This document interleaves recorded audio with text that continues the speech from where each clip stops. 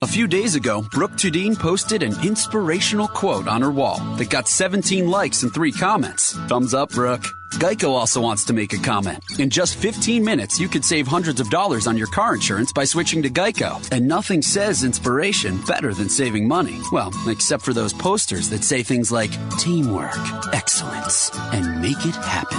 Hashtag keep climbing. Hashtag savings. Geico. 15 minutes could save you 15% or more on car insurance. Do you want to create a website for yourself, my friends? Why wouldn't you? Maybe you're starting a business. You know what gets your business going? You hand out a business card with like a .com address. Squarespace is the easiest way to create a beautiful website, blog, online store. Don't you want to sell things online? Don't you have brilliant ideas you want to share with the world?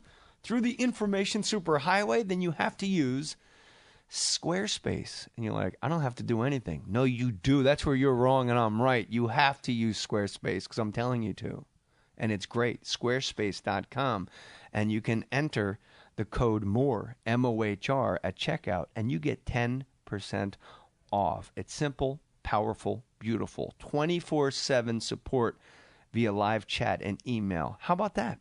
How about something goes down with your website 24 hours a day, 7 days a week? Squarespace will say, how can we make this right? It's only $8 a month. You get a free domain name if you buy Squarespace for the year. Responsive design. Your website scales to look great on any device. Look, every website comes with a free online store. Look, start a trial. No credit card required. Start building your website today, right now. Sign up for Squarespace, but you better listen. If you don't offer my code, I'm going to go on your website and I'm going to crash it. And you're going to have to go to that 24/7 support because Jay Mohr crashed my brand new Squarespace website because you got to enter the code MOHR, M-O-H-R. 10% off your first purchase. Squarespace.com. Promo code MOHR. Squarespace. Build it beautiful. Put your name on it. Just put your name on it. That's all I say. Be a man or a woman. Put your name on it. Well, I'd like to hear about it, potheads. How the fuck you gonna know how to be great if you don't study greatness? Look at the game tape. Donuts. If you want a battle, it's either that you will or you won't. You know, you're not a bad-looking man, Mr. Gals. But you are, Blanche. You are in that chair. There's something wrong with us. Something very, very wrong with us. Hey, man!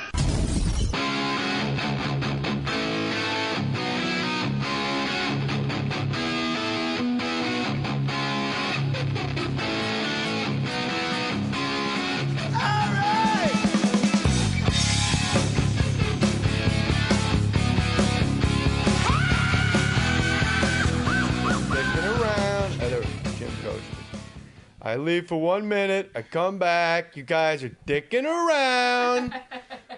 Shall we? Are we recording right now? We're ready to go. More Stories podcast number 277. And that is exactly the weight of one Sarah Tiana. You're looking svelte. Down from 380? Down. Yeah, down. Well done. Yeah, just all candy. Do you have just an all-candy diet? Yeah, to that's drop my the new weight? diet. Mm-hmm. Really? Yeah, I cut out carbs. No carbs, just candy. Just candy. And you get the sugar rush, which is good, which makes you run to get the... To get the next candy. There you go. At Sarah Tiana, no H in Sarah, and Tiana is No, there spelled is an H. There is one? Yeah. Sarah with an H. Tiana with a Tiana. Sarah Tiana with a T on Twitter, at JMohr37 on Twitter, JMohr Sports Instagram, JMohr Sports, JMohr.com. Hey, go get T-shirts and wear them. This is what I like to tell people. Tell me. Buy my T-shirts that say like Mohrier or put your name on it, More Stories Podcast, and then sit in the front row of other comedian shows. I see those people at my shows. Really? Yeah, I love it. Well, but they know. Yeah, they know. Yeah, that they know. And I'm like, go into enemy territory. Hey man! Hey man! Hey man! What you doing peeking in those people's windows? And before we get into the hilarity, the number one way you could support this podcast is by using the Amazon banner at jmohr.com. Don't go to Amazon.com. It's foolish. Right. What you do is you replace Amazon like in your toolbar, and I've explained this 50,000 times. And you know what? I might be exaggerating. No, I don't think so. 50,000. I listen to everything that you do. Well, last night must have been alarming. Sorry. Yeah. Is your dog okay? It wasn't a dog. It was me, and I just didn't know I was going to choke. My gag reflex isn't what it used to be, and I didn't know my wife had those kind of toys. We call them toys. They're actually called... equipment. Yeah. Farm equipment. She says, let me go get the business. Go to Amazon.com is foolish when you do that. What you want to do is you go to jmohr.com, my website, and click the Amazon banner and buy things, whatever you want to buy. That's the best way to support me in this podcast. And the money goes directly to my 3-year-old's college education fund. I can't touch it. I never see it. You get to put some... And when my kid's like at Alabama playing defensive end, Nick Saban will probably still be there. I'm happy as hell. You'll say, I put that little kid through college, and now he weighs 300 pounds, and he's 6'7". Like our good friend Matthew Pern, who went to the Amazon banner at jmohr.com, and he emailed me. Email me what you bought, people. I love reading these. Jay, hey, man. Hey, man. I just wanted, that's what he wrote, hey, man. I just wanted to drop you a line and tell you I clicked through your banner, and I bought a new lens for my camera. More Stories is my #1 podcast to listen to, and I'm looking forward to each new episode. Twice a week is awesome, he puts in parentheses. Keep up the good work. Matthew Pern, rhymes with burn. And then there's an attachment here, but I don't open attachments. You, like, yeah, but I'm not going to open. It probably shows you what the lens looks like, just so you know, like, how far he can be away when he takes pictures of you and your wife. Yeah, when we're out walking around Malibu. But I don't open attachments because it could be, I don't know. I always have like this fear. A virus, an STD. Yeah, just somebody sends me syphilis through the interwebs. Very possible. But, my man, Mr. Pern, thank you very much for using the Amazon banner. Now, Sarah Tiana, I have never seen your stand-up until this week when we finally agreed on a time and place. We've been circling like fighters, first 2 rounds, feeling each other out. And then finally, now here we are doing the More Stories podcast, number 277. You were my 277th choice. No, I feel so special. This feels like Tinder. I've hit your weight. I've hit your... Sarah Tiana, very svelte and a tiny person. But your comedy, I watched your Craig Ferguson set, and I was like, this... First of all, there's like that wash of relief. Yeah. You and I were friends. I know, yeah. Before we did any like show business stuff at all. Yeah. So I always just liked you because you were nice and you were cool to hang out with. And then I watched your Craig Ferguson set, and first of all, to see you in pumps and a cocktail dress, I was like, whoa, what happened? I know. What happened to the jock that catches foul balls at MetLife Stadium? Yep. Which is a football field, which would be weird. That's not your natural habitating routine to wear like a black cocktail dress. No, not to do stand-up. And Christian Louboutin heels. I do dress up on Saturday nights if I'm in the main room at the Comedy Store because that's tradition, but that's like the only time I really dress up to do stand-up. I mean, I don't feel comfortable in heels running around on stage. I act everything out like Kevin Hart, so no, I don't. So... You're taller than Kevin Hart. I know. You're 1 inch taller than Kevin. He's 5'4", I think. Yeah, I'm half an inch. Yeah. You're 5'5". Yeah. Ish, I'm guessing. Almost. Mm-hmm. But your set was perfect, and it was really like a relief as somebody that like you're my friend. But then you go, you hit play, and you're like, oh, God, please. But it was like a perfect set, and it was all just stuff about you, which is my favorite kind of comedy. Like, don't go. I hate when comics are like, watch Turner and Hooch last night. Like, no, you didn't. No. You've been doing this bit for a year. A long time. Just say. Just watch Turner and Hooch. Ever see Turner and Hooch? And then the suspension of disbelief, is fine. Yeah, no, I constantly am writing about myself. I mean, what else is there to talk about? Well, we're narcissists. Yeah. It's the best thing to write about because we're the most interesting people on earth, right? Right. Well, I remember when I started stand-up that I was like definitely writing jokes. I think you have to get good at writing jokes, and then you can start really writing about yourself and what you know. Like, but when I started stand-up, I didn't realize that like the way I grew up was different than anybody else. Like, I just assumed everybody had a daycare center in their high school, and that like, excuse me? Yeah, we had a daycare in my high school. Did you grow up for the in, kids, for the students? Like a nasty neighborhood? And no, just a small town where there was nothing to do except get pregnant. Calhoun, Georgia. You probably heard of it. We have a Nike outlet. That is really the calling card to Calhoun, Georgia. It's on the business card. That the mayor has to hand out to visitors as they pass through. Yeah. We didn't get a sit-down restaurant till I was 18. We got a sit-down restaurant. You almost slipped into your accent. Yeah, a little bit. Where is Calhoun, Georgia? It's like between Atlanta and Chattanooga, so it's like about halfway between 75, near Dalton, the carpet capital of the world. Above Florida. Yeah, below the poverty line. Wow. Well played.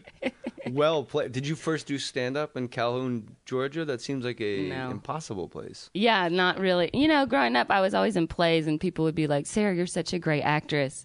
You'd make a great dental hygienist. You know, like they just don't think of like, you know, being an entertainer. You know, might move one town over and make a name for yourself marrying a wealthy man. Yeah, look what you could do. There's so much potential. Yeah, so it just wasn't like a thing. Like, people didn't leave the town. I mean, people didn't get on planes. Like, my family and I would go on vacation in the summer, and that was it was a witch's spell. Like, that's an unnatural man flying in the sky like a Greek god. Yeah. I'll take my John Deere tractor and go. It gets me where I need to go. Yeah, well, I'd ask my friends, like, you should go to New York. I ain't never left anything in New York I need to go get. That's what they'll say. And you're like, well, that makes perfect sense. Why leave? It is almost like a Buddhist cone. Like, I've never left anything in New York that I have to go get. Yeah. I've never heard of, and comics have heard of every suburb of everywhere. I know, yeah. Calhoun is really small. How far from Atlanta? It's like an hour north. You know what I noticed about Atlanta? Every time I go, it's fucking freezing, and the nickname is Hot Atlanta. And every time I go, I'm like, here we go, and then I'm just bundled up like an idiot. Well, are you just going in the winter? No, spring too. The whole country is colder than you think it is. Yeah, it's weird. Like, you go to Dallas, Texas in like spring, and you're like, it's fucking cold. You go to South Beach is the only place year round, but you have to. Houston too. Houston is always super muggy and hot. I was in Djibouti, Africa, because that's like a real country. Yeah, I was there. Isn't that Martin Short's name? Is Jackie Robbins Jr.? Yes, I just got back from Djibouti. At Djibouti, ha. And I was there looking for houses. No, I was there. I was there on a military tour, and it's like 120 degrees and humid every day. And I was like, this is just like Houston, Texas, except there's way less black people here. In Djibouti? Where is Djibouti? Oh my God! Yeah, it was all Marines, Army, Air Force, Navy. Yeah, and there used to be a Japanese base there. It's a strategic location because it's in the Horn. So it's kind of the deepest port on the eastern seaboard of Africa. I thought when we won World War II, the conditions of the surrender was unconditional surrender by Emperor Hirohito, and then you're not allowed to have a military. But I guess through the years, Japan has sort of nickel and dimed and cobbled together a military of sorts, because you've seen it. Yeah, and I saw them. When I performed for the troops at Pearl Harbor, I don't go to Djibouti. Oh, yeah. I'm not as genuine as you are. I want to entertain the troops, but like, isn't there a base in Rome? Locally. Or Rome? Oh, yeah, there is a base in Rome. Let's go to Italy. Like, I'd love to go to Munich. That'd be cool. I don't want to go to Africa. I don't want to go to the Middle East. Oh, okay. I have children. I don't want to be. You're right. And that's probably, you can bring a car seat to, Pearl Harbor. No, I was going to go the other way with it. Like, yeah, you could bring a car seat, but I couldn't. They took Calm Iran, but I don't know how well you're. As long as it's not a gay one. In a Humvee, yeah. Don't be a gay car seat. No. When you travel to Iran, and Iran was a terrible choice because we're recording this early in the morning because Sarah, Tiana, and I both have shows to do at nighttime because it's a very nice busy month for both of us. Yeah. And you, I love this gig. Sarah Tiana is hosting the red carpet for the Justin Bieber roast on Comedy Central. This is perfect for you. When I found out that you were the one, because this is what you do first. You think of all the people that could have been doing it, right, and they would make me sick out of my mouth. But you doing it because you are funny, you're quick, and you will have reverence for people that deserve reverence, but people that need to be taken down a notch, I'm going to pay you a compliment. You're smart enough to do it where they won't realize it's happening. No, it's the most beautiful. Yeah, because I've been roasting for a long time. I wrote for Jeff Ross for a long time, and then I also do the roast battle at the Comedy Store. I just roasted Ralphie May. It was pretty epic. That must be hard.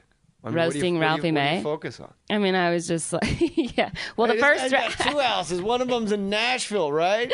I mean, it's like, what do you do? Well, the first round, I didn't do any fat jokes on him, which was pretty. I thought was pretty strategic, yeah. But I was like, I compared him to Ray Rice. I was like, you're not an athlete, but no one wants to be in an elevator with you either. Ralphie, one of my closest friends in stand-up comedy, and all the opening acts I've ever had, whether it's Burt Kreischer, Tom Segura, Nick Swartzen, my coaching tree is I'm proud of it. Ralphie's the only guy that every once in a while, Ralphie May will call me out of the blue and go, "Hey, JJ, it's Ralphie. Yeah. I'm in the count room in Las Vegas. I just got paid, and I just want to say thank you still, brother. I love you to death. Yeah. White man still the devil. Peace." Like, he'll just call me out of nowhere just to go like, wow. He doesn't have to do that. No, he is a beautifully sweet human being, which is also why the only reason I would roast him. I will only roast people that I really respect, because other than that, it just gets mean. You know what I mean? Like, I think that's where the roasts got off the rails a little bit, because we only roast the ones you love. And right. when you see those old roast footage, like the Dean Martin roast, they did all love each other. Oh, and yeah. it was hilarious. Yeah. And like, there would always be like unlikely stars, like Sherman Helmsley. Yeah. Oh, that's like Mr. right. Jefferson looked at Muhammad Ali, and I'll never forget it, because I love the roasts as much as you do. Yeah. And I remember Sherman Helmsley goes up, and you're like, this is kind of weird. Like, he just went from like Bob Hope to Rich Little to Dean Martin, like Sherman Helmsley. And he literally gets to the podium, and he looks to his left and goes, "So you're Muhammad Ali, huh?" Like, you'd never heard of him. And I rewound it, and I watched it 2 years ago. Like, I never saw it because I was fucking one. Right, of course. "So you're Muhammad Ali, huh?" Like, it was fucking wow. Yeah. And I don't know who's writing for Sherman Helmsley. That's a huge peg taking Muhammad Ali down. That's great, right? But yeah, they do seem to just be like a television thing where you get to fucking nobody loves David Hasselhoff. Right. All respect to you, Hoff. Mm-hmm. But all those comics that roasted you, they're not like, you know what? I just talked to him the other day. Had him on the podcast. They couldn't wait. They just were like dogs with blood dripping from their teeth. Like, oh, I'm gonna fucking hammer this guy. Mm-hmm. So that's why I like the James Franco roast, because it was his friends. Yes, that roast was really fun. That was crazy. And that's when I first saw Nick Kroll and it take me out of my game. Like, whoa. Yeah. I didn't expect Nick Kroll to be that crazy. I didn't expect it either. And crazy funny. Yeah, I mean, he is already so funny, but when he told Jonah Bobby Hill service.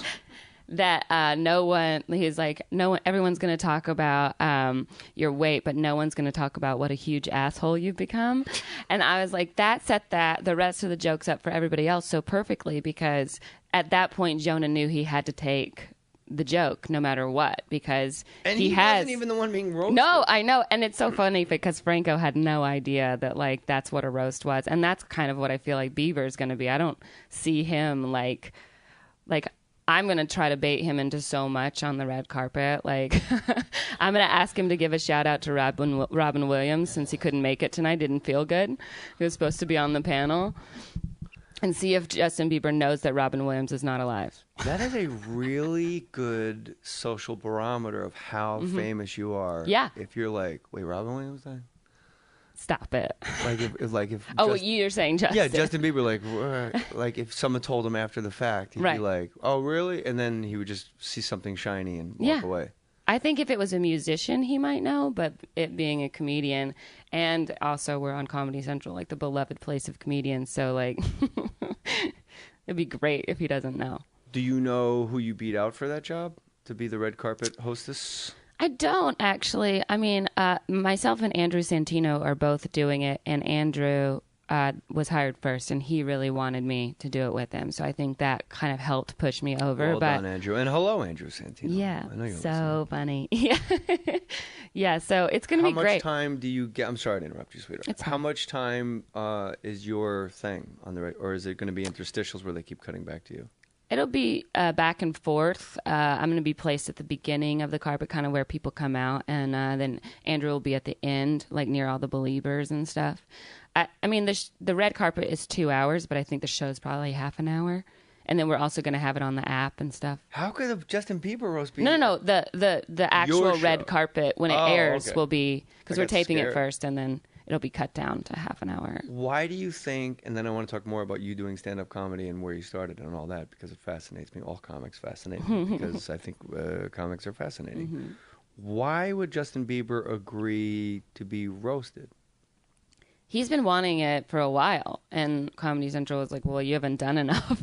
So that's why. Hasn't done enough. Well, never say never. Well, you know, but like not That's like enough for everybody. Been in trouble enough, you know what I mean? Or like had enough of a history to make fun of. It's hard to make fun of somebody if they're brand new, you know? So he kind of had to like marinate in disaster before. And, you know, it just finally worked out. Now, I know what people get paid to get roasted. So I'm wondering if Comedy Central had to go up and beyond to cover like Bieber's overhead, or maybe like that's got to be a contract writer that's fucking nutty. Yeah, I have no like idea. Jets, and I need like grapes in the green room, but they got to be arranged in a way where I can make them into little pyramids and make sure all my Lego men are set up. And I need a black girl and a white girl, a white boy and a black guy, and like he's probably rolling deep. He has to. He'll get attacked in the streets.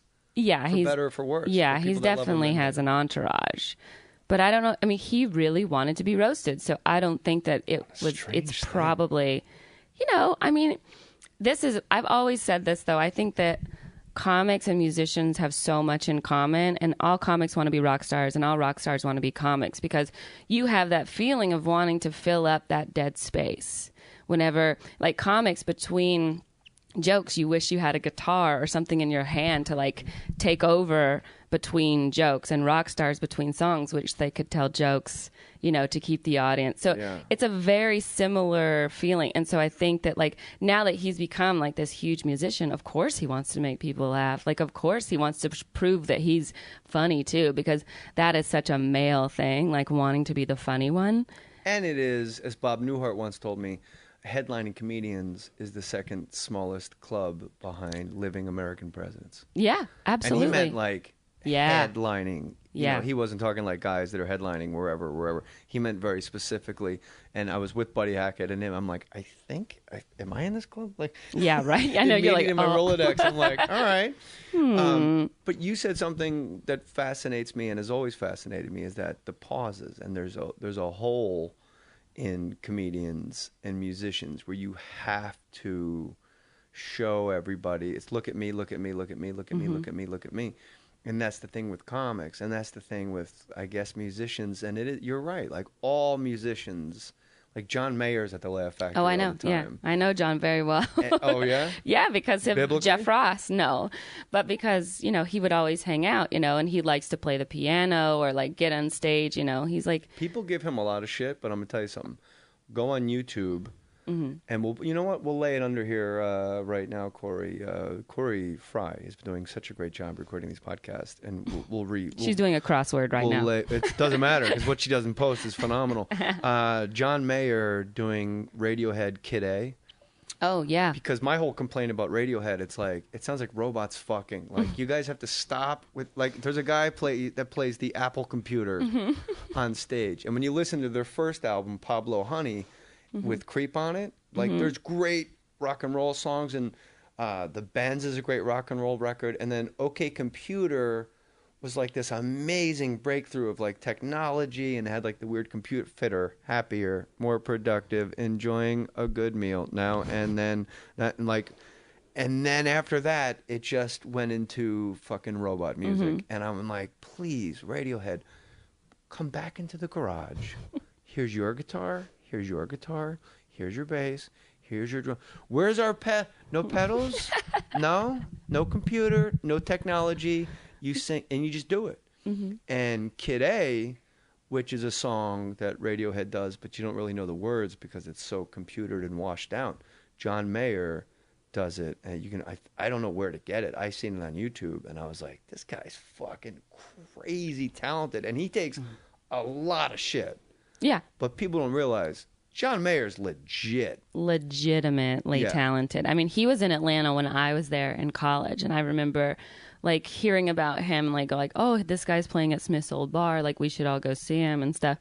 And I reminded him of that, like, and he said to me, you know, because he's like trained at the Berklee School of Music, like he is like legitimately a fantastic musician. And we were talking once, and I was like, oh, he said, oh, you're from Atlanta. I used to live there. And I was like, oh, I remember, you know, I was doing college radio at the time, and that was like a big thing. And he's like, there's so many great places to play there. He was like, there's like Smith's Old Bar and the Tabernacle and Phillips Arena. And I was like, did you just say Phillips Arena to my face? Like, you just acted like that's like some side of like small, intimate, some intimate club that you play. Yeah, for those of you in podcast land, that's where the Atlanta Hawks play basketball in front of, as the word arena in the title. In theory, they're supposed to play in front of 16,000 people. Right. But in reality, no matter what the record, they play in front of about 8,000 people. Atlanta is a very apathetic town.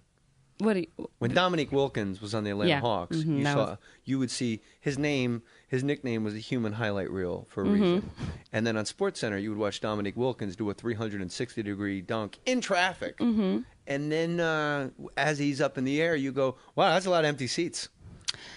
Yeah, you know, I mean, it's also just because basketball is not a big sport in Atlanta, in the South. You know, we always get a lot of flack for, like, people not coming to baseball games or people not coming to... You just named two sports out of the big four that people don't go to in a town, so that you're proving my point. Atlanta Braves, they didn't sell out a playoff game. Right. That's apathy. That's bad. Well, that was also in the later years of the playoffs when we were going every year. People are like, whatevs. Well, but you got to remember, people in the South don't have a ton of money. Why not? And so it's like, why not? I blame Obama.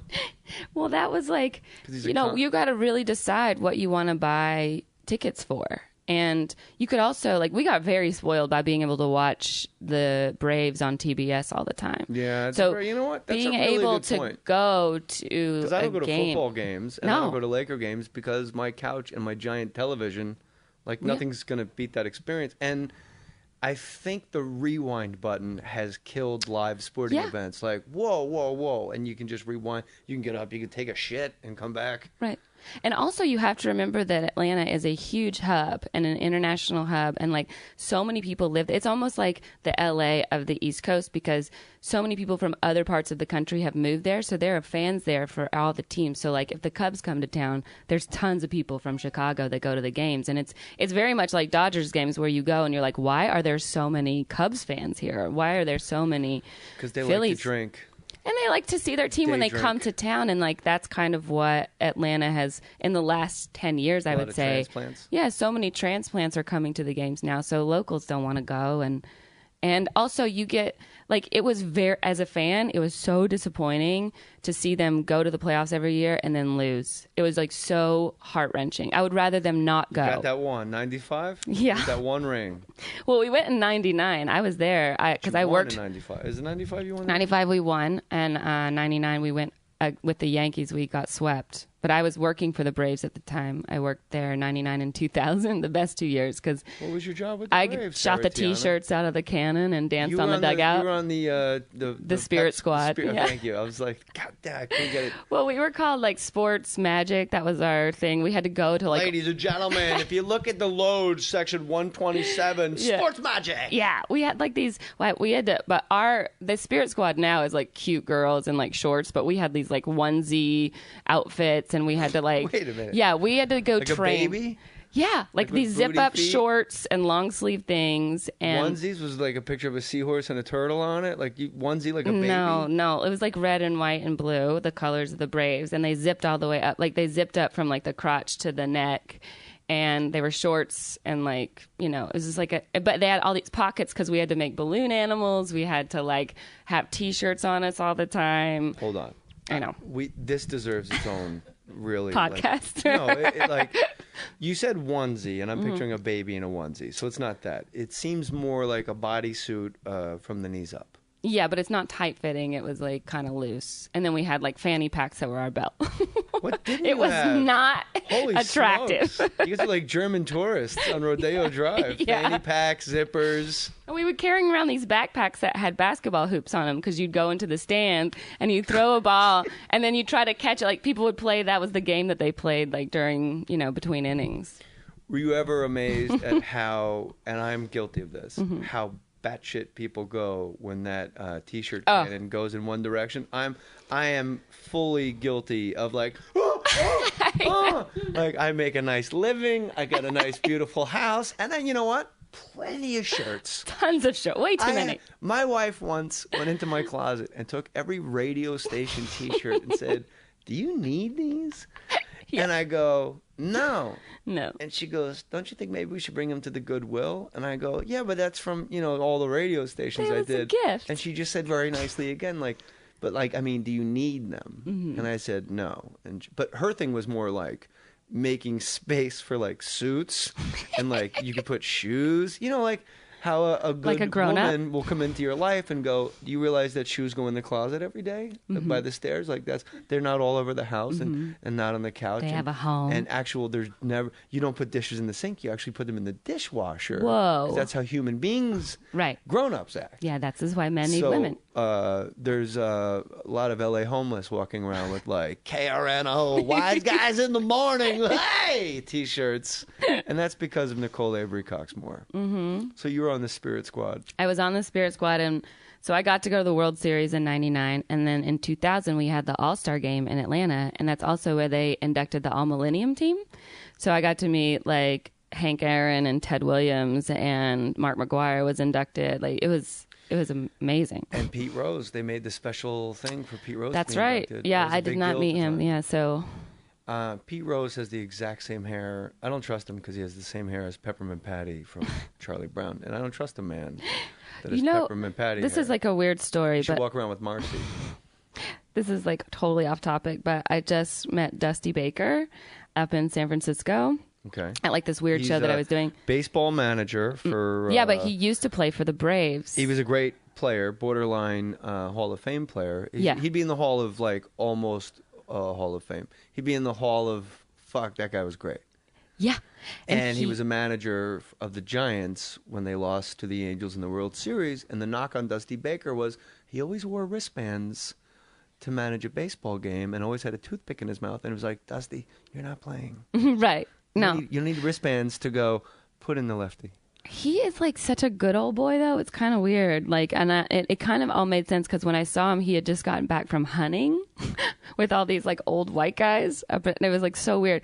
And I was like, oh my gosh, like I'm a huge fan. And I was like, I remember when you used to play for the Braves, and he starts telling me the story. He's like, "Man, I didn't want to play for the Braves, but Hank Aaron wanted me to play, and I was like, I don't want to go to Atlanta during civil rights. Like, this is not a good idea." But Hank made him play, and he said that when Hank Aaron hit his big home run, he was on deck, and everybody left the stadium. And he goes, "And I hit a double, and nobody even knew." Can you imagine? Talk about the best seat in the house. I know. For 718, yeah. 719. And then you have to go up to a bat after that. I mean, that's like after. Pressure's off. I know. In all fairness, it is probably the easiest at-bat of your life. But I thought about it as a comic. I was like, oh my God, you imagine like somebody crushes and then the whole crowd leaves because they're just so like, it's like if Chappelle came back from Africa, I was with there. Tenacious D. yeah. Tenacious D and Chappelle, and like worked them in somehow, and they're like, "All right, Sarah Tiana." Yeah, and everyone's like, "We're done. We're fine." So you didn't do comedy. Oh, by the way, that All Millennium, something like that. The Millennium Falcon team. Yeah.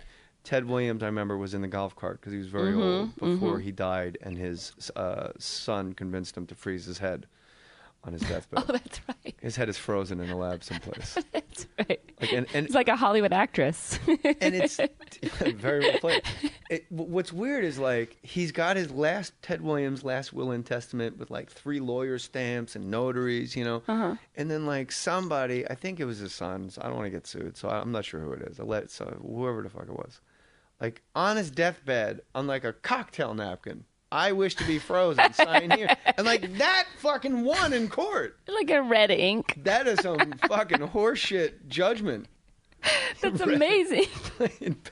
Red ink. He signed it in Jell-O. Yeah. Tapioca pudding, burning all. Freeze it. I remember, I'll never forget that team for one reason only. And then we're going right back to you doing comedy. And that is Ted Williams, when he was 19 years old, a reporter asked him, the Splendid Splinter, They said, "What's your goal in baseball?" And Ted Williams said, "When I'm done, I want people to say, there goes the greatest hitter that ever lived." Wow. Let me say that without stumbling. Ted Williams told a reporter, "When I'm done, I want people to say, there goes the greatest hitter that ever lived." And that all Millennium team, they introduce everybody, and they say, "Ladies and gentlemen, please welcome the greatest hitter that ever lived, Ted Williams." And I cried. Mm-hmm. I cried. And I thought, what human being calls their shot? Like, Ali did it. Mm-hmm. Ted Williams. Like, who? Like, that's crazy. It's crazy And that he it was the worked greatest out, hitter and that that he ever got to lived. hear it. You know what I mean? And like, it's just beautiful I don't know if and you know things what like town that. he was in, but No. it was towards the end. Poor Ted. Poor Teddy. Sarah Tiana is going to tell you how she got started in comedy and the time that she had sex with Frank Stallone. But listen to this first. Jay Mohr here, and I got to tell you, I use Tricom. I really do. I don't sponsor things that I don't use. Tricom really helps my dry, cracked hands. I get white lines in my hands. It's gross. It's itchy. And with the cold weather here for the colder months, dry, itchy winter skin. Tricom has been a godsend. I don't use the old anti-itch products that I used to use that I won't mention by name because this is all about the Tricom. But did you know that? Tricom is 5 times more. 5. Did you hear what I just said? 5 times more effective at reducing itch than 1% hydrocortisone, which is what you're putting on your hands if you're not using Tricom. Don't be putting hydrocortisone on your hand. That's a topical steroid. You're all juiced out. You are going to get banned from baseball because of what you're rubbing on your hands, man. Tricom. I got 5 bug bites in my backyard the other day. Apparently, mosquitoes find me quite delicious.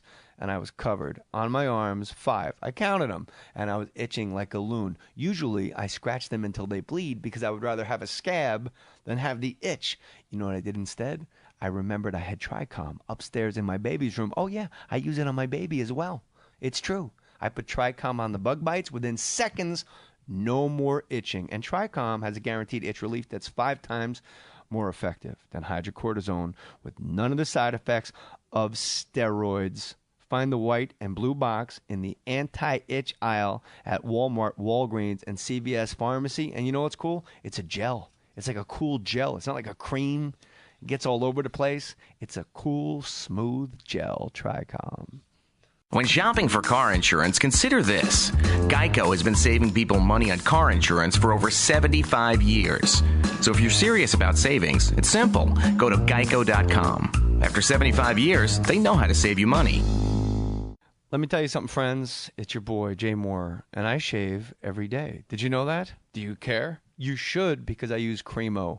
And you know what? I use Cremo because it is the best thing to shave with. And I put my name on it. You know, I don't promote anything I don't believe in. A lot of times shaving irritates your skin. Gives you what? Razor burn, makes your face hurt. You got to put tissue on your chin. Walking to work, you forget it's there. And people are like, hey, what's on your face? Oh, I don't know how to shave. I'm a child. Well, not with Cremo. You can upgrade your razors, upgrade them all you want, but it's just going to cost you more money and make you feel ripped off. What you really need to do all these years was upgrade your shave cream. Shaving gels and foams are mostly air. Air is not a lubricant. I don't know if you've ever tried to lubricate something with air. It doesn't really work out too well. Cremo is an impossibly slick, foam-free shave cream. It comes in a tube, not a can, a tube. Almost any razor is going to glide effortlessly and comfortably over your sensitive skin. It does over mine. Cremo, virtually no bumps, burn, or irritation. Go buy Cremo at Walmart, Target, Walgreens, CVS Pharmacy. Red cap, white tube, Cremo. All right, so you didn't have sex with Frank Stallone? No. I don't even know why that's in my notes, and I apologize. A little Jiminy Glick of me. Why did you have sex with Frank Stallone? I don't even know who Frank Stallone is. Sylvester Stallone's brother. Wow. Who was the bartender in the movie Barfly. Right. And has a moderately successful singing career overseas. Okay.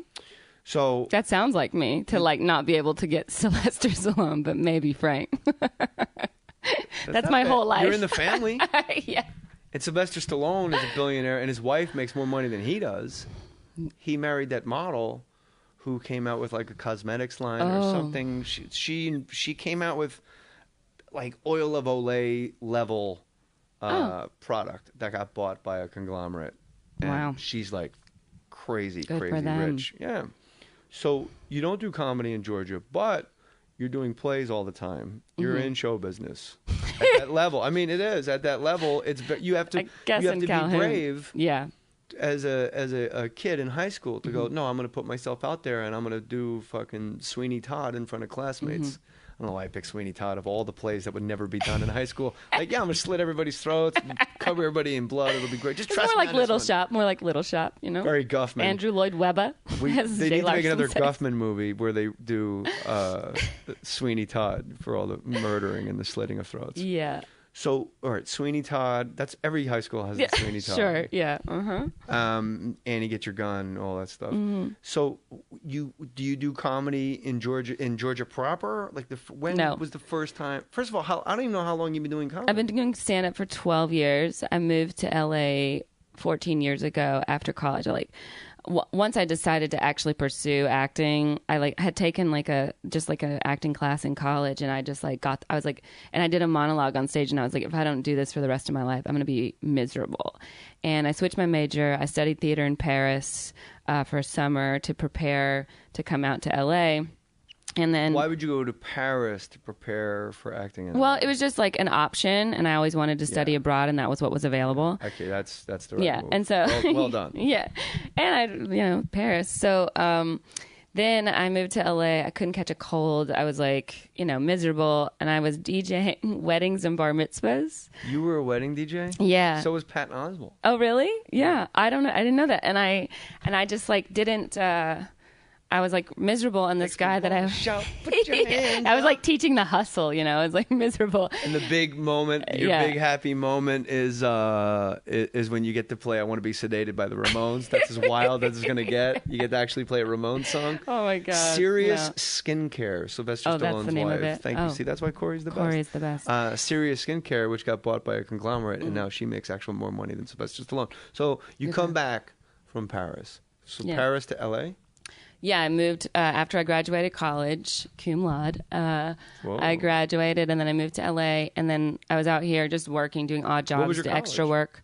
I went to UGA, but then on a field trip in 8th grade. No, I went there, and then I graduated from Georgia State, which is in downtown. It's like a big city school. It's kind of a drop off, no? 30,000 students. Yeah, huge drop off. Yeah, but I was University working. Of Georgia to Georgia I State? had to move because I got a full scholarship. So, but I was working at Six Flags at the time. I know, and all your jobs are so fun. Yeah, they're all every fun. Job you have. Every job I've ever had is super people fun. Clapping and like, yay! I was in the kids shows at Six Flags. I was a performer in the kids shows, and very cheesy. Atlanta? Six Flags Over Georgia, which is in Douglasville, which is I used to go to this coffee shop and study where Zac Brown performed every night. It was so ridiculous. Anyways. What show did you do at Six Flags? The first show I did was called the Bugs Bunny World Games. And I was the host. I had a little referee shirt. And I was like, you don't want to eat Daffy. He's too tough. I was very cheesy. And I had a lot of dancing and singing to do. It's embarrassing. So anyways. Well, I wouldn't be embarrassed by that at all. I know, but that's where you came from. Yeah, that's how it all started. And you're hosting a Comedy Central Justin Bieber roast. I know. Obviously, those were the railroad ties that put your train where it parked. It was a great job for college because it paid salary. So I only worked on the weekends, and then I got paid 40 hours. Yeah, paid in full. Mm-hmm. And then in the summer, we'd work 6 days a week. So when you were out of school, you worked, so much. But it was great. I mean, I worked there for 3 years in 3 different kids shows. One was called What's Up Rock, and I played the Tasmanian Devil, who was the drummer. And we had to use broomsticks as the drum handles. Did you have the full Tasmanian Devil costume? Oh, yeah. That must have gotten hot. It was very hot. I lost 20 pounds that summer, which was great after you gained 20 your freshman year in college. You're still looking for that costume? Yeah, still need it. I'd love to work out in it. And then the last year was this Dexter's Laboratory thing. It was really fun. And that was before Six Flags got bought out by Premier Parks when Warner Brothers still owned it. So it was really fun. And then after that, I started working for the Braves. And then, but that's why I had to leave UGA, because I was leaving there at like 2 in the afternoon on Friday. However you want to spend it. But I just didn't have a social life there. It was no fun. I still to this day have never been to a Georgia football game. Why? And they're my favorite team. Why? I never had time, and then I literally moved away right after college and haven't been back. I like that the Georgia Bulldog mascot is an actual living bulldog, and his name is Ugga. And they've never changed the name, so like they'll be like, "Oh, this is Ugga 9, Ugga 7, yeah." Ugga 7, is that what they're up to now? I think it's like 7. Oh, We're probably up to 9. His great granddaddy was quite the stud. Yes, it's like sit on a block of ice. Like that's how unhealthy those breeds of dogs are, because they've been so like interbred for years. Well, I'd rather be the guy in charge of the bulldog. Like yeah. Colorado, you got to run out with a goddamn buffalo on a leash, and or like Texas, they run out with a fucking steer with giant horns. It's like a guy, like an RA from like the frat, just goes yeah, and I'm like, doesn't this animal know he could just take out 19? He could change the college football rankings. If he just gets loose and heads towards the bench and takes out the offensive line. Yeah. So the first place you did comedy was L.A.? Yeah. So I started stand-up on a dare. I was like DJing. The guy that I was DJing. Truth or dare? Yeah. Truth or dare? Dare. I dare you to do stand-up comedy. Got it. And yeah, sure, okay. I wouldn't do it. My friend Poetry, who I was DJing with, was like, "You're so funny." Sorry, you have a friend named Poetry? Yeah, his name. He did Def Poetry Jam, Russell Simmons' Def Poetry Jam. He's like on the first tour. A brother named Poetry? Brother named Poetry. Yeah, his real name's Devin. He's a fantastic poet, very funny. His mama named Devin. I'm gonna call him Devin too. Yeah. Well, we would always work together, and he was like, "Sarah, you are so funny," and I'd never heard that. I'd always heard that I wasn't funny, and I realized like that I was like really sarcastic growing up. And then people in the South can't take it. They'd be like, "That ain't Sarah. That's not funny," even though they were laughing. So then I realized, like, that maybe I was funny, and I was like just at home one night watching the news, and I wrote a joke based on like this news story that I saw here in LA, which was a guy that shot himself in the head with a nail gun, and he didn't feel it, and he worked the whole day. And my joke was basically like, I wouldn't be able to feel 3.5 inches if I got nailed, so what's the big deal? And that was like the first joke I ever wrote. First joke. That was the first joke I ever wrote. Well done. I mean, it worked. How and old then were you when this happened? 25. And that's a late start. Late start, yeah. Well, so this is all really good. Mm-hmm. Like Dean Del Rey started at like fucking 48 years old. I don't know, he's like 70 now. He lies about it. So where was the first place you went up? You didn't go up with just the nail gun joke and say goodnight. Here's poetry. I probably should have. And he's up there like, wick, wick, wow. Yeah. I went up at the Hot Wired Cafe on Laurel Canyon in Riverside. And it's not there anymore. It is like this little weird coffee shop. And the guy that was hosting it is still a really good friend of mine. His name's Nick Youssef, very funny comic. And he's great. Yeah. So he was hosting that show, and every time I went up, people would be like, "You're really funny. You should do this show." And then so from there, I just started moving around, but I never really thought about it as a career. I didn't really understand that was like something that you could just do. Like even when I was in college, I was. That's a weird disconnect. You realize what? Like most people, they do comedy because they've seen stand-up comedy Right. so much, and then you do comedy, and people go, "Hey, you can come over here to this place," and you go, "Oh, I found my tribe. This is why I've never fit in anywhere in my life. Now I fit in with all these people, and they want me to follow. Oh, this is my career." Like usually that's like the first time, like maybe I can make a career out of this. But for you, like I don't know what you were thinking was happening in these intermediate times on stage. Like was it just like a goof? Like wait, when I was doing stand-up? How were you not bitten by like the showbiz bug? I was bitten. I'm gonna do this forever. Well, I was bitten because I liked it a lot, but I didn't, because I had grown up in theater, so it was like being on stage was like so easy. I was like, I was not nervous ever. I was more excited to tell a joke, and I would tell my jokes way too fast when I first started. But I didn't realize that it was like something that just anybody could do. Like, I mean, I saw everybody, but I was so like, I thought Roseanne started stand-up after her TV show. Like, I didn't realize the progress that it took, and I didn't grow up watching comedy, and I had interviewed Mitch Hedberg when I was in college, and that was the first person who ever gave me tickets to a comedy show. It's the only comedy show I'd ever seen when I went to do stand-up. It's all I know. downhill from there. I know. You can't top that. You can't. So I was just like, of course, I can't do that. Why would I ever think that that's something that I could do? Yeah, you know, if your first show is Mitch Hedberg and the comedy is an aspiration, that probably would dampen the. Yeah. That will tamp out. So that it wasn't flame. an aspiration, and until like I was getting ready to move back to Georgia. I was quitting and like giving up on LA. It'd been almost 3 years that I'd been out here, and I was doing stand up every once in a while, but not regularly. And I packed my bags, and I was tired, so I went to go see a movie here at the Sherman Oaks Galleria. Most people sleep when they're tired. I know, but I just like needed to zone out, and I went to go see a movie, and it wasn't playing, but Jerry Seinfeld's movie Comedian was playing. And I was like, oh, I've been doing stand-up some. Like, I'll go watch that. And I love Jerry Seinfeld. I loved his show. And everybody in the movie theater is laughing, and I am crying. And I was like, okay, I have to do this forever. Like, this is what I'm supposed to be doing. Like, this is how it works. Crying like a revelation. Yeah. Okay. So I went home, and I unpacked my bags, and I called my mom, and I said, I'm staying. And I started stand-up. Tasmanian devil suit. Yeah. And your onesie with zippers and balloon animals and nets. And you said, I'm staying. There's a new girl in town. I started the very next day, full-time. And I remember because it was Nick Youssef's 21st birthday. That's very difficult, what you just said. You kind of said it just as a matter of fact. But you said, I started the very next day full-time. That's damn near impossible. There's comics that have been doing comedy 10 years that wish they were still doing it full-time. How do you just leap in full-time? Well, what I mean is, like, I just was I made myself perform every day. Like at open mics. That's exactly what I'm talking about. Like, yeah, open mics, wherever they would let me perform. Incredible hustle. Yeah. And knowing that most of those open mics are so horribly put together, like you're at a Marie Callender's in Santa Clarita. Whatever like, it nobody's took. listening. They're at a salad bar. Yeah. But you didn't care. No, I didn't care. To this day, I will perform anywhere people let me, as long as I don't lose money. I'll drive to San Diego to do a gig for $80. Like, I don't care. Like, I just love being on stage. The part that I hate the most is waiting to go up. If I could change that aspect of comedy, that's the only part I don't like. But like, even from then, like at the moment I started, it was just like boom, boom, boom. Like I would go, at the time I was working at the Four Seasons, and I was like waiting tables at the pool.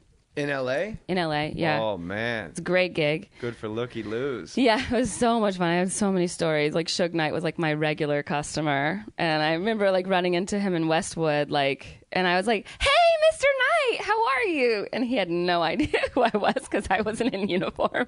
And all of these thugs were like, what the? You weren't dressed I was like, as Taz. I'll see you later. And I just like walked away. You should have done your Don't Eat Daffy, he's tough voice. He's too tough.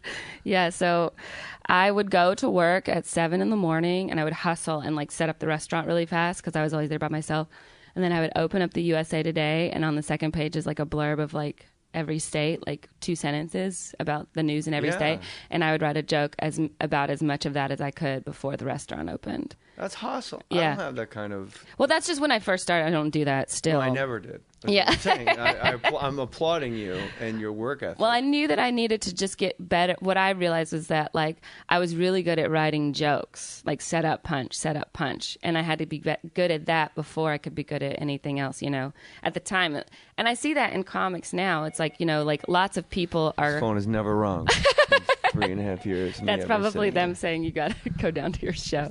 Jeannie Buss in 15 minutes. It's probably Jeannie Buss that was. We have plenty of time. Jeannie Buss won't stop calling me. I know. Well, I see that in comics now. I'm like, oh, you're a great joke writer, but you're not a comic yet. Like, you have to move from jokes to stories. You can't just leap into that because a story is made up of 10, 20 jokes. You know what I mean? Depending on how long your stories are. So I loved that aspect. I loved writing. And I loved the aspect of like waiting, knowing that the punchline was going to be good. Like, that's when you know that you're starting to get good as a comic, when you appreciate the quiet.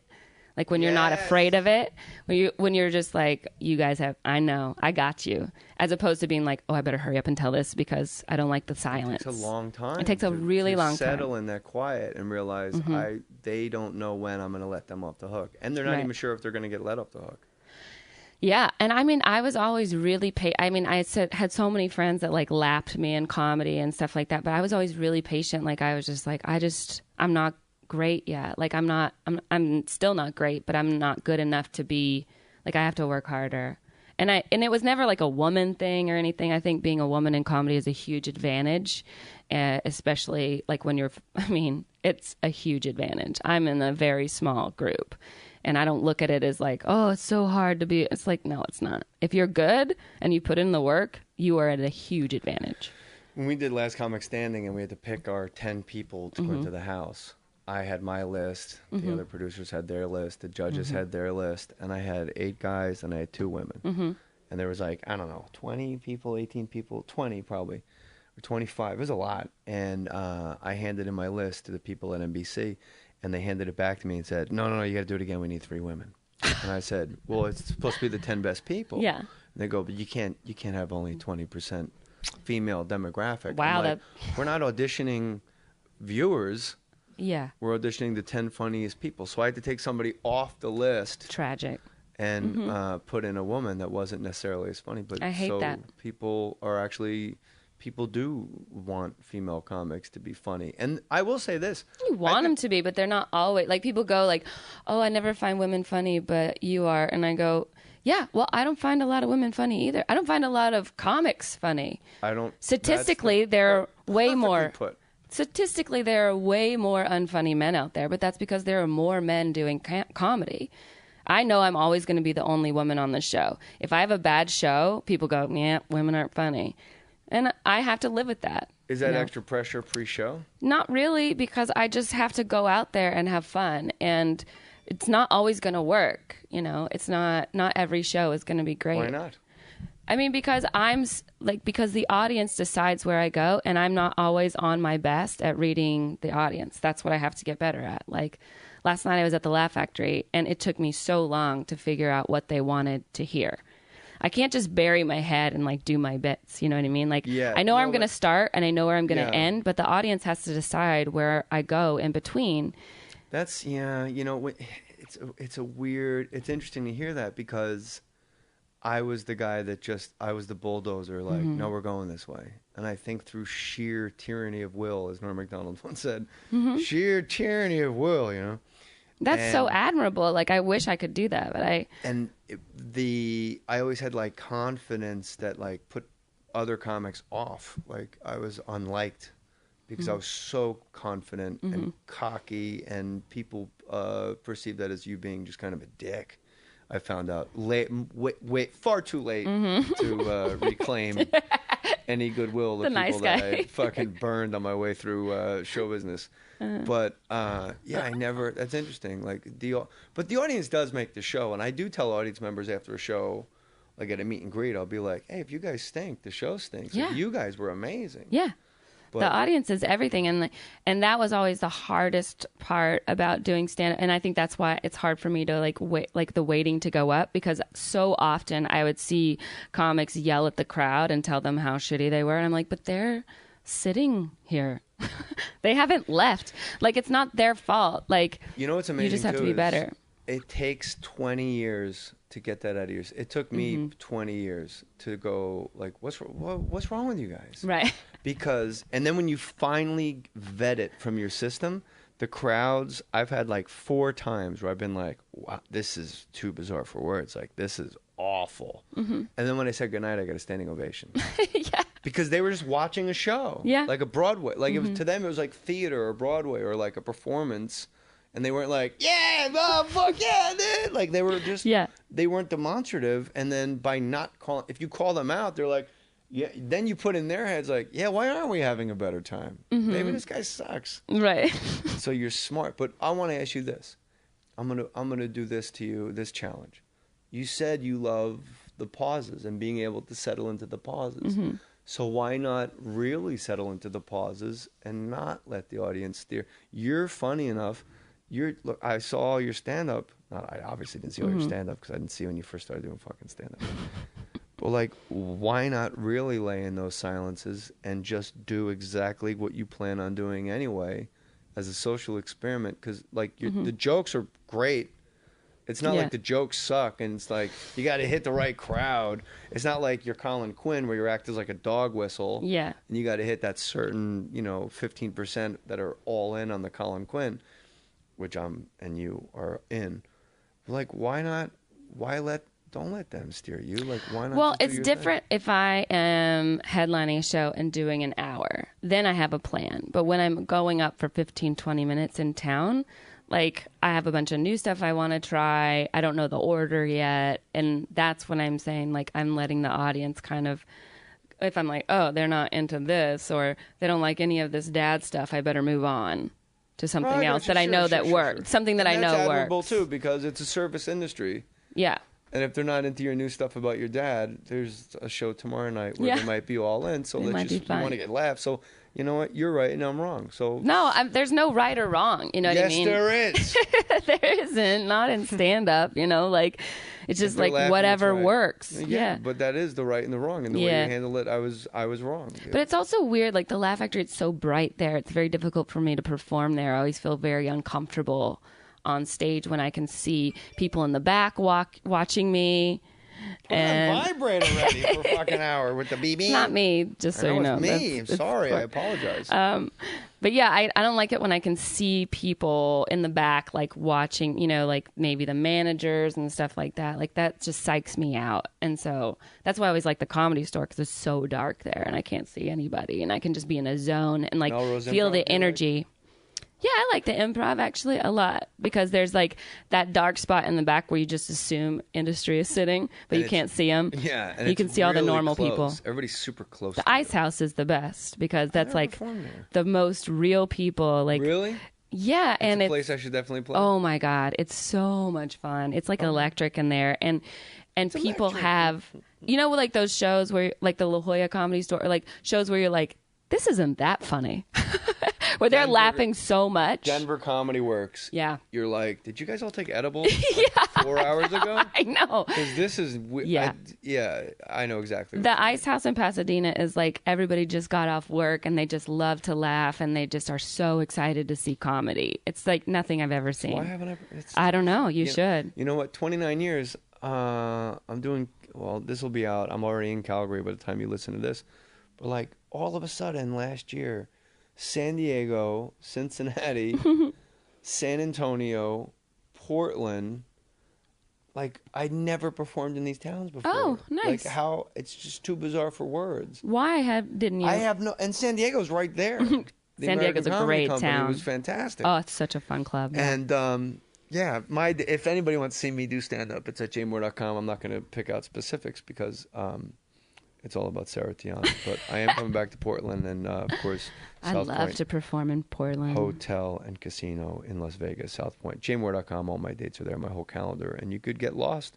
There's so much content. Right now, you can go to jmohr.com, stop this, hit pause after I'm done speaking, go to jmohr.com, hit play, because the podcast is there as well. Oh, nice. And then you can see, like, you know what you do? You play Pink Floyd, Dark Side of the Moon. At the same time as the Sarah Tiana podcast. Smoke a joint.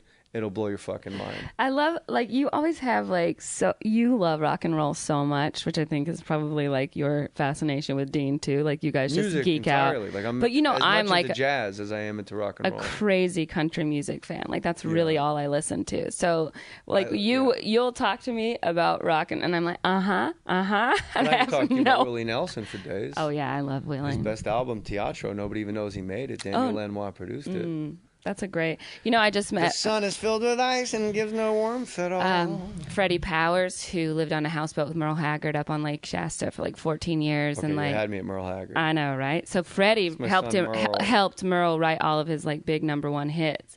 And Freddie has Parkinson's now, and he can't really walk, but he smokes tons of weed, and he can still sing. And I met him. My friend John Rich is a country singer, and I met him at John's house. Big and Rich? Yeah. They're your friends? John is like my brother, yeah.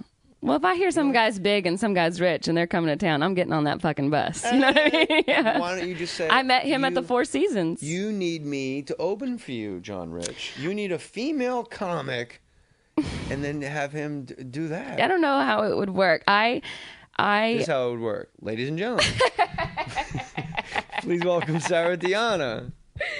You know, I go to his house and perform like at least once a year.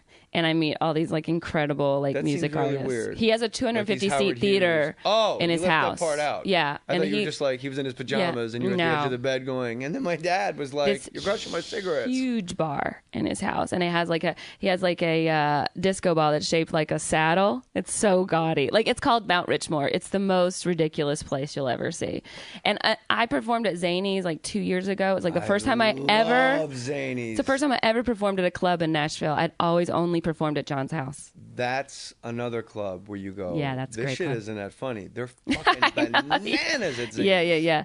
When I performed at that club, John brought like 40 people to the show, And that's what's good at having rich friends. They don't ask for comps. No, he's like, we're buying tickets. And I was like, okay, sure. Is that a John Rich impression? Yeah. Do it again. We're buying tickets. How does he ask you to do comedy at his house? Hey, I'm having a birthday party in January, and I tell you what, I'd love it if you came out there and told some jokes. Does he pay you for this? No, he puts me up. He takes care of everything. Fuck that. Ass, grass, or gas. Nobody he's rides fine. for free, John Rich. No, What he if takes. What if he just says gas and just hands you like 5-gallon drum of gasoline? Like, ass, gas, or grass? Well, I met Freddie Powers there, and he sang "Natural High." Do you remember that Merle Haggard song? You put me, and then Gretchen sang Keep it going. on a natural high, and I can fly.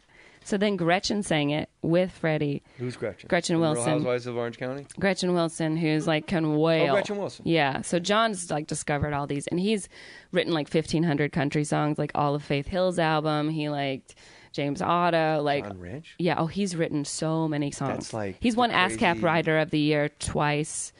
There Yeah. isn't a... I'm fascinated. That's by why he has so much money. Country rich. Yeah. Like, Oh, you see he's- Shania Twain's house, like in People magazine, and you're like, what the fuck? Mm-hmm. She's put out one album. You know what I mean? Yeah. I mean, nothing. Like, she But just had it's released that- every song on her album as a single. You get that writing credit, Mm-hmm. and going back old school, like you said, you were writing with Jeff Ross, and writing like you kind of did it their way too. But people want to see you do stand-up comedy. I know you're doing the Justin Bieber roast. You're hosting the red carpet. Mm-hmm. Perfect choice, Comedy Central. Where people see you at the Comedy Store in LA Yeah. most nights. Do you have a website? Yeah, I have a website, sarahtiana.com. There's an H in Sarah. Yeah, and then I'm doing. Oh wait, this is gonna come out in 2 weeks, right? Yeah. I'll be in Montreal in July. I just found out about that. Avec les habitants. Je suis prête pour répondre le français. Tu étudiais à Paris. Ah ouais. Ouais. Yeah, je ne comprends pas le trop français. Pourquoi? Pourquoi tu ne Ah. tu comprends pas?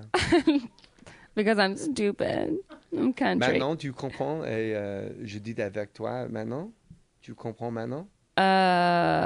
Wait, I Do you only fucking got understand with what I'm 3. saying right now? No, you said something with 3. No. C'est that toi? Tu maintenant. Oh Now. no. Do you understand what I'm saying right now? No, I have no idea. All right. You studied abroad. I know. And you tapped out of it. 15 years ago. That would have been great if the last 5 minutes was all in French. I was so down with that. Just do the entire. Some guy just has like an entire joint in his fucking Yeah. system. Oh, like, I think something's wrong with the app. Yeah. Montreal is when, my love? July. And then I'm doing You Phoenix. really space out these gigs. I know. I'm sorry. Well, I'm just trying to think ahead. Hey man. I'm just trying to think through my account. I mean, All your dates are at Phoenix. Yeah, What? at Rick Bronson's club out by Talking Stick in June. Yeah, I don't know. I just got a all new PA agent, so they're setting everything up. Okay. I can't remember So all the. are these dates listed at a place? At sarahtiana.com? Yeah, on Sarah. And I'm Tiana. guessing when you do perform at a place, you will probably tweet where that is. I do At that. Sarah, SARAHTIANA. Correct. Sarah Tiana. Oh my God, did that hurt your brain Could having you to use it in a spell? sentence, please? What is the origin? Oh my Georgia. God. Spelling You bee. were so focused trying to Yeah, think because I got halfway through and I'm like, if I fuck this up, it'll be funny to her, but it'll be pathetic to the listener. hilarious. Go to at Sarah Tiana and go to sarahtiana.com. And I was very impressed by your stand-up. And Thanks. You don't wear heels normally when you do stand-up? Should I? No, I don't know. Sometimes I do. I'm going to tell you what to wear on stage. What do I care? No, most of the time I just wear tennis I said that a shoes. little aggressively. I apologize. What do I care? What do I care what you wear? I dress like a divorcee. Like I What do. is a divorcee? Dress like minivan? You know, just like trying to still be cool, but not. You know. I'm 37, so it's like. Ugh. And you're single. Yeah. Well, I don't like to say I'm single. I like to say I'm sexually active. I think that's a more positive way. That's the spin. Are you single? Well, not every night. You know what I mean? I'm not single. I'm sexually active. Yeah, I'm definitely looking. You know, it's hard, especially in LA. It's like living in an elementary school and trying to date a senior. It's like not happening. When did you meet and greets after your show? And then when you see like the big tall guy with his wife, go, let's get out of here. No, because I don't like guys with roommates, and a wife is a roommate. You're assuming. Oh, okay. Yeah, that's a deal breaker to me. A wife is a roommate, life mate. Yeah, it's kind of a thing. I don't only want. Maybe you need a wife. Yeah, probably. Maybe. That's what my parents probably think is going to happen. Do they think you're gay because you haven't met? I don't. Gay? Yeah, they say things. Show business. Well, now they say things like, "Well, you'll find somebody." Like they make it ambiguous all the time. You should just come home from Thanksgiving with one of your girlfriends and be like, I think you guys all know Heather. No, That's the not coming out is, hi, you guys know Jessica, it has made me think, like, I'm like, am I just, like, too proud to, like, and I'm like, no, I just like male genitalia a lot. Like, I like it all over me. Is the hold up on your end, or is just like, are you particular? Well, you know, guys like to be taller, guys like to be stronger, men like to make more money, and they like to be the funny one. And I take one of those away, sometimes two, depending on where you wait tables at. So, like, I mean, it's very difficult. Like, and, you know, and what sucks for me is, like, I don't like that alpha role at home. Like, I'm a whore in the kitchen. I'm a lady in the bedroom. Like, I love cooking for my man. I love making your lunch. I thought it was supposed to be the other way around. No, I'm a whore in the kitchen. Aren't you supposed to be a lady in the kitchen and be a whore in the bedroom is the expression? That's the expression, but I'm the opposite. You're a Southern belle. I'm a Southern belle. Oh, yeah, well, I like maybe cooking. if I could brush my hair 100 times. You look exhausted, Mr. Palpetta. Why don't you lay down and let me massage your calves? Absolutely. Your husband your gets a massage when he gets home, and you make him dinner. I make his lunch in the morning. Sunday's the Lord's Day, meaning we watch football because God gave us football, and that's what Sundays are for. I believe your buttocks are tight. I think they need to be rubbed as well, Mr. Pettigrew. I love massages. The Tarleton friends are coming over. Mm-hmm. They are wild swingers. Oh, governor. Yeah. I'm a whore in the kitchen. Yeah. So I think it's very difficult. Yeah, I don't really like to. I'm always the alpha, you know, on stage. In the kitchen? Just fucking pots and pans? No, I'm saying that, like, I cook a lot. When I say I'm a whore in the kitchen, I love to cook. That's what that means. Well, people love to eat, so you got that going for you. I have that going for me, yeah. And you're damn funny. Thanks. I can't wait for this roast. And you know what? Mostly, I can't wait to watch you. I know it's going to be the perfect level of snark, the perfect level of reverence, and I can't wait to see who you take down a peg without them realizing they're being completely fucking belittled on national television. I hope so. Perfect choice, Comedy Central. At Sarah Tiana. This was way long overdue and completely worth it. Great podcast. Thank you. I put my name on that, and I stand by Sarah Tiana. So for all you Moyers out there, hit her up at Sarah Tiana. Tiana, what? Huh? There was one? Good morning, Jay. Got Jeannie Buss on the phone. I got to go do this damn Jeannie Buss interview. The Lakers have 8 wins. Oh, Jerry Buss. I miss him. He was the only Laker that could pass. You know who else misses Jerry Buss? Every fucking... Oh, that was a fucking great joke. Jesus Christ. I wrote that the day he died. When? The day he died? I posted on Twitter. Same thing with, what's his name that owned the Raiders? Al Davis. Yeah. I don't know how Al Davis died, but since he owned the Raiders, I'm assuming he choked. Very well played. Yeah, people don't even realize we didn't even get into it. But you'll come back, I hope. Yeah, I'd love to. Because we just scratched the surface. And this is long overdue, and it's completely worth it. Thank you for taking the time. Well, it's easy when it's fun. You're great. And Sarah Tiana is on Twitter, and she has a website. And let her know that you like her and that she's funny. Sarah Tiana, more stories. Don't forget to buy war bonds and smoke Luckies. Jay Mohr signing off. Put your name on it. Hi.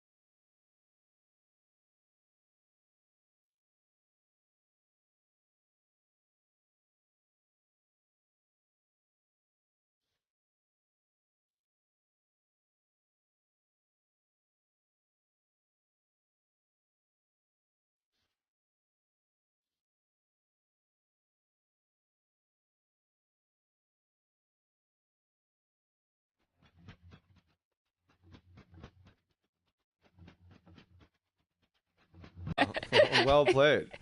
Well played. Did you first do stand-up in Calhoun, Georgia? That seems like a impossible place. Yeah, not really. You know, growing up, I was always in plays, and people would be like, Sarah, you're such a great actress.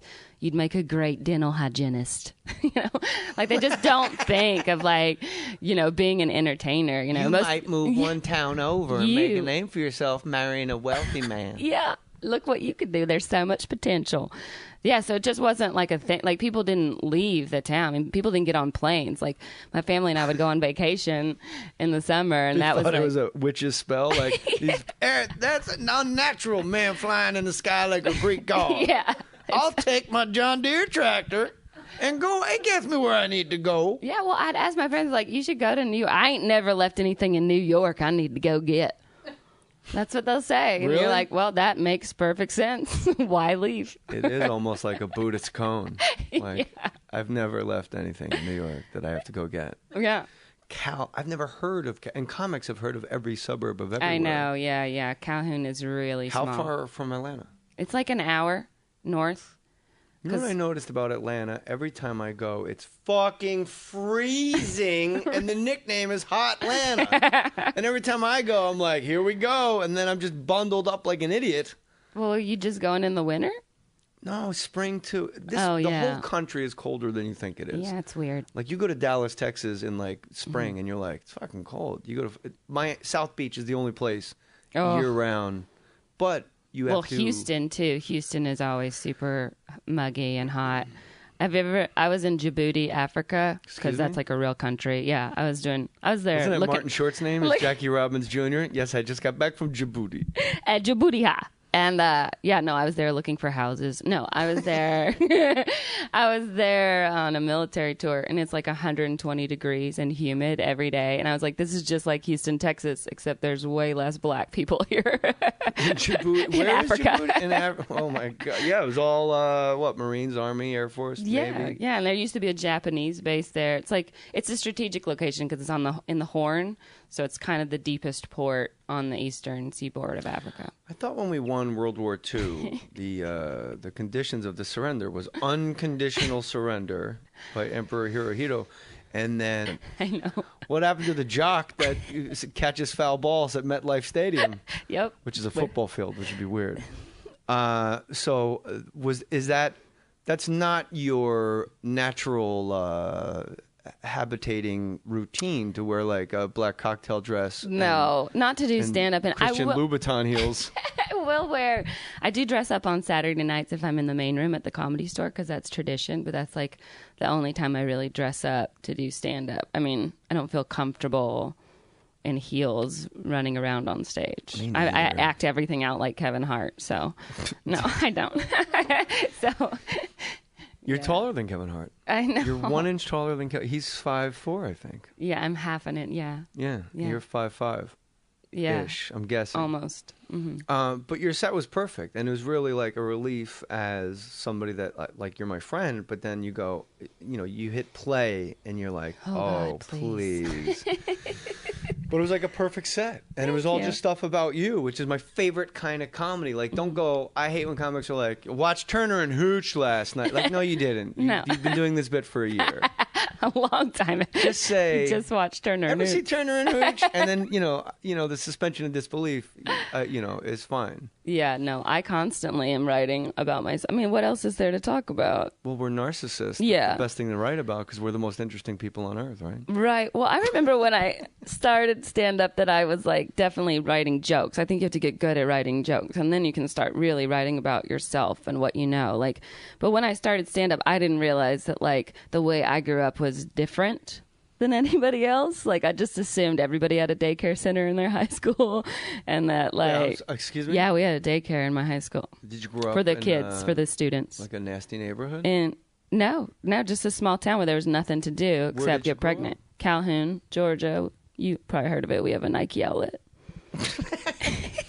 That is really the calling card to Calhoun, Georgia. It's on the business card. That the mayor has to hand out to visitors if they pass through. Yeah. We didn't get a sit-down restaurant till I was 18. We got a sit-down restaurant. You almost slipped into your accent. Yeah, a little bit. Where is Calhoun, Georgia? It's like between Atlanta and Chattanooga, so it's like about halfway between 75, near Dalton, the carpet capital of the world. Above Florida. Yeah, below the poverty line. A few days ago, Brooke Tudine posted an inspirational quote on her wall that got 17 likes and 3 comments. Thumbs up, Brooke. Geico also wants to make a comment. In just 15 minutes, you could save hundreds of dollars on your car insurance by switching to Geico. And nothing says inspiration better than saving money. Well, except for those posters that say things like teamwork, excellence, and make it happen. Hashtag keep climbing. Hashtag savings. Geico. 15 minutes could save you 15% or more on car insurance. Do you want to create a website for yourself, my friends? Why wouldn't you? Maybe you're starting a business. You know what gets your business going? You hand out a business card with like a .com address. Squarespace is the easiest way to create a beautiful website, blog, online store. Don't you want to sell things online? Don't you have brilliant ideas you want to share with the world? Through the information superhighway, then you have to use Squarespace. And you're like, I don't have to do anything. No, you do. That's where you're wrong and I'm right. You have to use Squarespace because I'm telling you to. And it's great. Squarespace.com. And you can enter the code MOHR, M-O-H-R, at checkout, and you get 10% off. It's simple, powerful, beautiful. 24/7 support via live chat and email. How about that? How about something goes down with your website 24 hours a day, 7 days a week? Squarespace will say, how can we make this right? It's only $8 a month. You get a free domain name if you buy Squarespace for the year. Responsive design. Your website scales to look great on any device. Look, every website comes with a free online store. Look, start a trial. No credit card required. Start building your website today, right now. Sign up for Squarespace, but you better listen.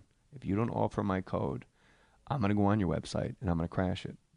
And you're going to have to go to the 24/7 support because Jay Mohr crashed my brand new Squarespace website because you got to enter the code MOHR, M-O-H-R. 10% off your first purchase. Squarespace.com. Promo code MOHR. Squarespace. Build it beautiful. Put your name on it. Just put your name on it. That's all I say. Be a man or a woman. Put your name on it. Well, I'd like to hear about it, potheads. How the fuck you gonna know how to be great if you don't study greatness? Look at the game tape. Donuts. If you want a battle, it's either that you will or you won't. You know, you're not a bad-looking man, Mr. Gals. But you are, Blanche. You are in that chair. There's something wrong with us. Something very, very wrong with us. Hey, man.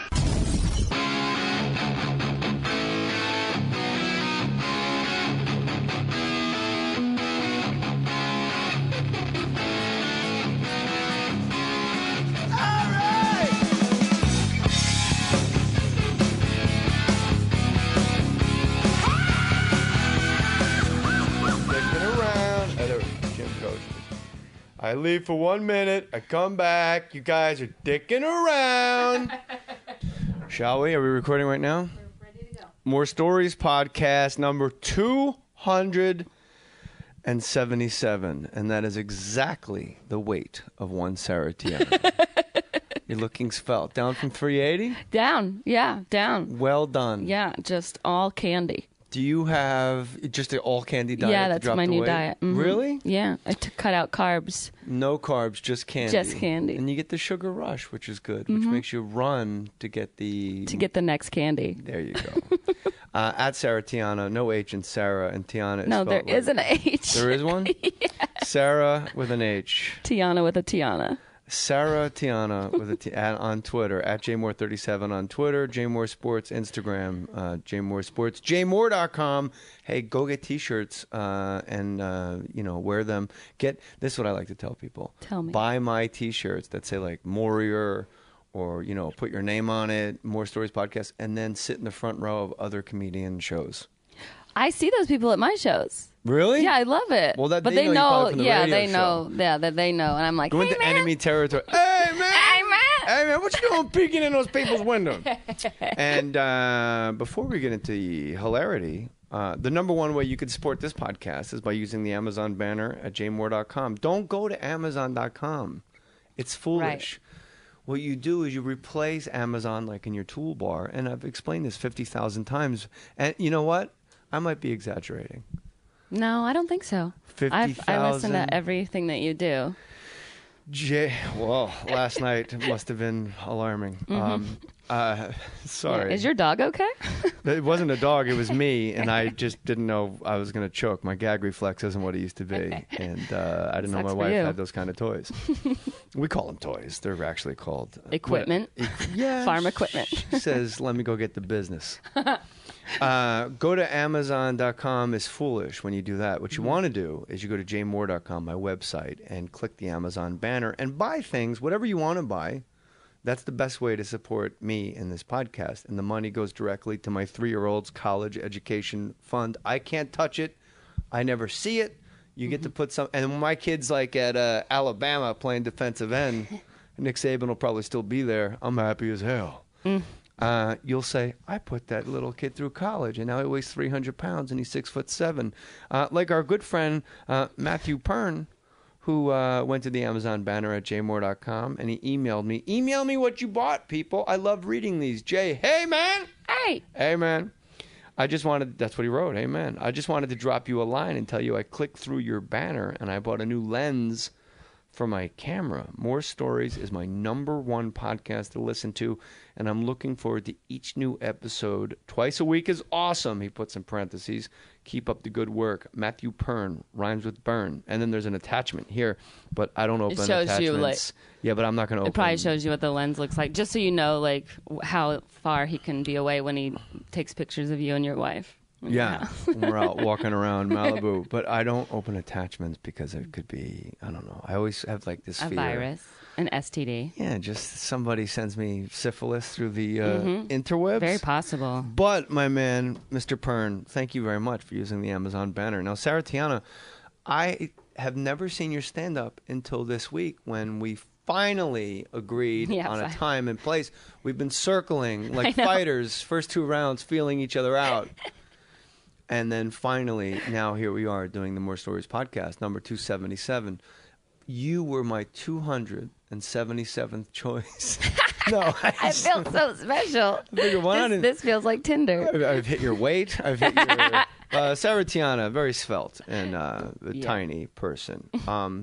But your comedy, I watched your Craig Ferguson set, and I was like, this... First of all, there's like that wash of relief. Yeah. You and I were friends. Know. Yeah. Before we did any like show business stuff at all. Yeah. So I always just liked you because you were nice and you were cool to hang out with. And then I watched your Craig Ferguson set, and first of all, to see you in pumps and a cocktail dress, I was like, whoa, what happened?